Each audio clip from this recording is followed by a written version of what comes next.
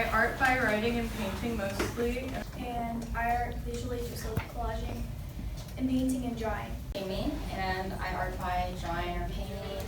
Inspired by the illustrations and like the themes of the book because I art by swimming.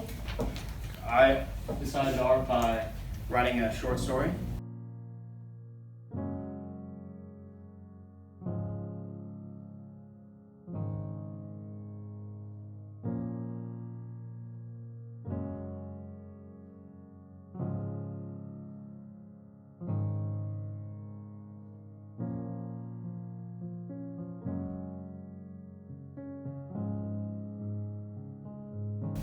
The sun rose slowly over the mountain, casting red and purple rays throughout the sky. Eaton watched it from the roof of his father's home. He watched the sun go farther and farther into the sky while feeling like he'd missed his opportunity to reach out and grab it. A sigh escaped his lips as he dropped himself back onto the hard ground. Eaton went inside and found his father already preparing for the day. Eaton, his father called in his brusque voice from the back of the house. When you're dead, the grass is greener. Over your grave, the wind is keener. Your eyes sink in, your flesh decays, you grow accustomed to the slowness, expect delays.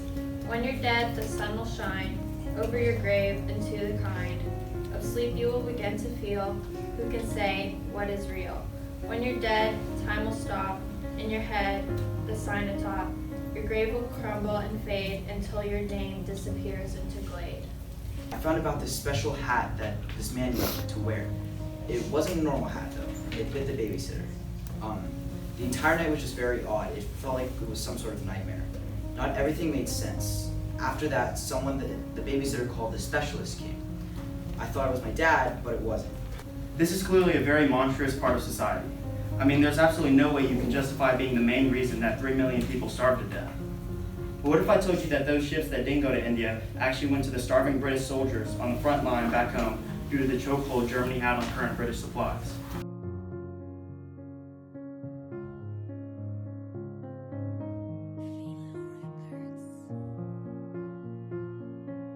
Inspired by the specialist hat, Magic for Beginners, and the Wrong Grade, and I connect this to my own personal monsters that serve the unknown, the fear of death, and the importance of keeping in touch with reality.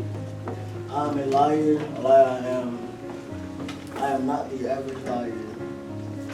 I don't want you to believe me, I just express my story to be free. Connected this to basically just like my own life because I have different feelings about all the things that like go on in my life, and sometimes I'm like, I guess first with school for example, sometimes I like want to go more than other days, sometimes I'm less tired than other days, but it's all still like one experience. I feel most pretty when I fall asleep, and dreams that plague my mind come out and play. I feel most monstrous when I wake up, and reality begins to take shape. I feel most pretty when I put clothes upon my skin, concealing the demons that want to come out and scream. I feel most monstrous when the clothes don't conceal the demons that are called insecurities. I feel most pretty when I could tame the devil that plays with my life with his cards.